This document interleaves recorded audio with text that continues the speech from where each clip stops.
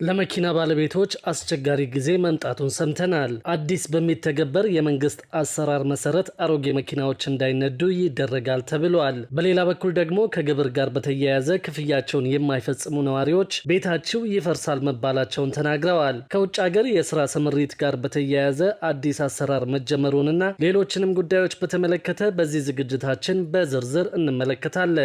ሰላም ቤተሰቦቻችን፣ መረጃዎቹን የት ሀገርና የት ከተማ ሆናችሁ እየተከታተላችሁ እንደምትገኙ በሐሳብ መስጫው ላይ ጻፉልን። በየትኛው ርዕሰ ጉዳይ ላይ መረጃ እንድናቀርብላችሁ እንደምትፈልጉ ማሳውቁን። አሁን ዝርዝር መረጃዎቹን አንድ በአንድ ወደ እናንተ እናደርሳለን። እስከ መጨረሻው አብራችሁን ቆዩ።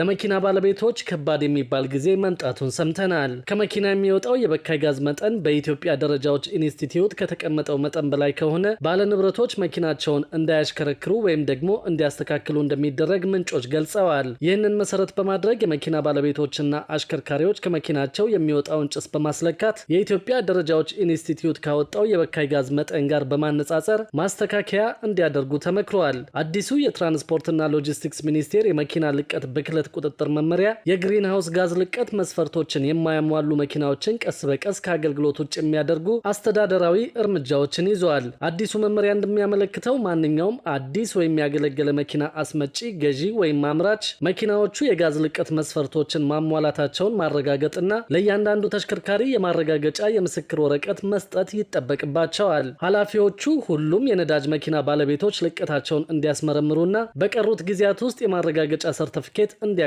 አስታውቀዋል። በምርመራ ወቅት ችግር ያለባቸው መኪናዎች ልቀታቸውን ለመቀነስ ለ4 ወራት ጊዜ እንደሚሰጣቸው በመመሪያው ላይ ተገልጿል። የትራንስፖርት ሚኒስቴር የመኪናዎችን ልቀት ለመቀነስ የሚያስችሉ መሳሪያዎችን በአግባቡ መከተላቸውን የመቆጣጠር ኃላፊነት ተሰጥቶታል። በዚህ ብቻ ሳይወሰን ከዚህ ቀደም በአዲስ አበባ አሮጌ መኪኖች በለሙ የኮሪደር መንገዶች እንዳይንቀሳቀሱ ክልከላ ሊደረግባቸው ይችላል ተብሎ እንደነበር ይታወሳል። የአዲስ አበባ ከተማ አስተዳደር ትራንስፖርት ቢሮ ኃላፊ አቶ ያብባል አዲስ እንዳሉት ከሆነ የአሮጌ መኪና ባለቤቶች መኪኖቻቸውን በፍጥነት መቀየር ካልቻሉ በለሙ የኮሪደር መንገዶች ላይ እንዳይንቀሳቀሱ ክልከላ ሊደረግባቸው ይችላል ብለዋል። አሮጌ መኪናዎች የአገልግሎት ዕድሜ ገደብ ጸድቆ ወደ ስራ ሊገባ ይገባል ሲሉም ኃላፊው አስተያየት ሰጥተዋል። አሁን አገልግሎት እየሰጡ ያሉ የአሮጌ መኪና ባለቤቶች ፈጥነው መቀየር እንዳለባቸው እንደተገለጸላቸውም ኃላፊው አክለው ተናግረዋል። መኪኖቹ በካርቦን ልቀት፣ በትራፊክ መጨናነቅና ለተገልጋዮች ምቾት ባለመስጠት እንቅፋት እየሆኑ ነው ብለዋል። ይህንን ችግር ለመቅረፍም መንግስት መፍትሄ ማቅረቡ ታውቋል። የአዲስ አበባ ትራንስፖርት ቢሮ ከተሽከርካሪ ባለንብረቶችና ከአስመጪዎች ጋር በመሆን የብድር አገልግሎት እንዲያገኙና መኪኖችን ከቀረጥ ነጻ እንዲያስገቡ ድጋፍ እንደሚሰጥ ይጠበቃል። ሆኖም ከዚህ ቀደም አሮጌ መኪና ያላቸው ሰዎች በተለይም ደግሞ ባለታክሲዎች መኪናቸውን ለማስቀየር የጀመሯቸው አብዛኛዎቹ እንቅስቃሴዎች ሳይሳኩ መቅረታቸው ይታወሳል። መንግስት አሁን ያሳለፈው ውሳኔ ሌላኛው ገንዘብ መሰብሰቢያ መንገድ ነው በሚል የተቹትም አልጠፉም። በሌላ በኩል ደግሞ ግብር ካልከፈላችሁ ቤታችሁ ይፈርሳል መባላቸውን ነዋሪዎች ገልጸዋል። በኦሮሚያ ክልል የሸገር ከተማ ነዋሪዎች ግብር ካልከፈላችሁ ቤታችሁ ይፈርሳል ተብለናል ሲሉ ተናግረዋል። የተሰጣቸውን ማስጠንቀቂያ በመፍራት የተጠየቁትን ገንዘብ በሲንቄ ባንክ በኩል እየከፈሉ መሆናቸውንም ገልጸዋል። በከተማው ለገጣፎ ለገዳዲና ገላንጉዳ በተሰኙ ክፍለ ከተማዎች የሚኖሩ ስማቸው እንዳይገለጽ የጠየቁ ነዋሪዎች በየሰበቡ ገንዘብ እንደሚጠየቁ ተናግረዋል። የሸገር ከተማ በ2015 ዓ.ም ከተመሰረተ ወዲህ ለልማት፣ ለሚሊሻ፣ ለጥበቃ፣ ለእርዳታ በሚሉ ምክንያቶች ከ300 ብር አንስቶ እስከ 10 ሺህ ብር በተደጋጋሚ እንደሚጠየቁ አስረድተዋል። እንደ ነዋሪዎቹ ገለጻ ከሆነ ገንዘቡን የሚሰበስበው ከቀበሌ ተወክለናል ባሉ ግለሰቦችና በየሰፈሩ የልማት ኮሚቴ በሚል በተመረጡ ነዋሪዎች በኩል ነው። የተጠየቀውን ገንዘብ አልከፍልም ያለ ሰው ስሙ ተጽፎ ለሚሊሻዎች ተላልፎ እንደሚሰጥም ታውቋል። በለገጣፎ ለገዳዲ ክፍለ ከተማ በንግድ ስራ ላይ የነበሩ አንድ ነዋሪ በየጊዜው የሚጠየቁት ገንዘብ ከአቅማቸው በላይ በመሆኑ ምክንያት የንግድ ስራቸውን ትተው ቤት ውስጥ መቀመጣቸውን ተናግረዋል።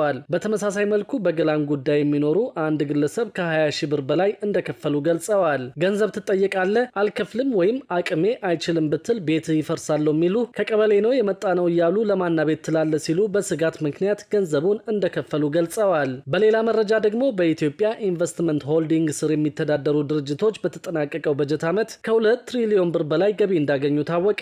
በተለያዩ መስኮች ለአገሪቱ ገቢ የሚያስገኙ የልማት ድርጅቶች ከባለፈው ዓመት የስራ አፈጻጸም ከፍተኛ መሻሻል እንዳሳዩ በኢትዮጵያ ኢንቨስትመንት ሆልዲንግስ የኮሚኒኬሽን ስራ አስፈጻሚ አቶ ዳግማዊ ዘለቀ ገልጸዋል። የኢትዮጵያ ኢንቨስትመንት ሆልዲንግ በሕግ ከተሰጠው ስልጣንና ኃላፊነት ውስጥ ዋናው ተቋሙ በባለቤትነት የሚያስተዳድራቸው የመንግስት የልማት ድርጅቶች ዓለም አቀፍ ተወዳዳሪ ተወዳዳሪ ተቋማት እንዲሆኑ በዘመናዊ የኮርፖሬት አስተዳደርና ፋይናንስ ስርዓት እንዲመሩ ማድረግ እንደሆነ ሆልዲንጉ በመግለጫው አስታውቋል። ተቋሙ በስሩ የሚያስተዳድራቸው የኢትዮጵያ አየር መንገድ፣ የኢትዮጵያ ንግድ ባንክ፣ የስኳር ፋብሪካዎችንና ሌሎችም ትልልቅ የልማት ድርጅቶች እንደሆነ የተገለጸ ሲሆን በአገር አቀፍና ዓለም አቀፍ ደረጃ ተቋማቱ ምን ያክል ተወዳዳሪዎች ናቸው የሚለውን የየተቋማቱ ኃላፊዎች በተገኙበት ግምገማ እንደተካሄደም ተመላክቷል። በዚህም በተጠናቀቀው በጀት ዓመት ከግብር በፊት 262.7 ቢሊዮን ብር አማካይ የተጣራ ትርፍ መገኘቱና ከባለፈው ዓመት የ88 በመቶ ብልጫ እንዳለው ተመላክቷል። በቀጣይ በ2018 ዓመት የደንበኞችን እርካታ ለማሳደግ አቅምን አሟጣው በመጠቀም የፋይናንስ ጤናማነትን በማረጋገጥ የፖሊሲ ክፍተቶችን በማረም የተሻለ ስራ ለመስራት እንደታቀደ ተገልጿል። በቀጣይ አጠቃላይ የተቋማቱን ገቢ 2.7 ትሪሊዮን ብር ለማድረስ መታቀዱ ተመላክቷል። በሌላ መረጃ ደግሞ በውጭ ሀገራት ለስራ የሚጓዙ ዜጎችን የሚያግዝ ለመንገድ የተሰኘ መተግበሪያ ይፋ ተደርጓል።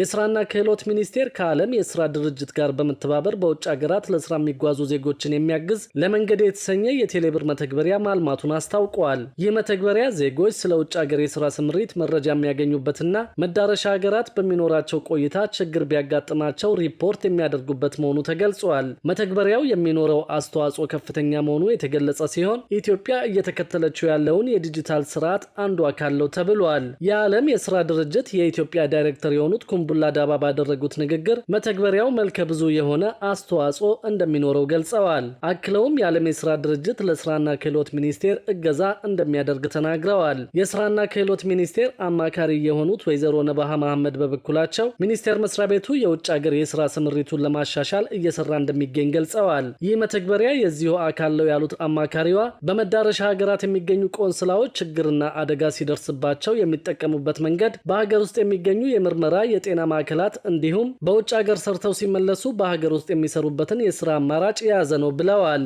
እንዲሁም ሚኒስቴሩ ዜጎች መብትና ግዴታቸው ተጠብቆ በውጭ ሀገር ከሚፈጥሩት ስራ ዕድሎች ተጠቃሚ እንዲሆኑ ለማስቻል እንደሚሰራ ተገልጿል።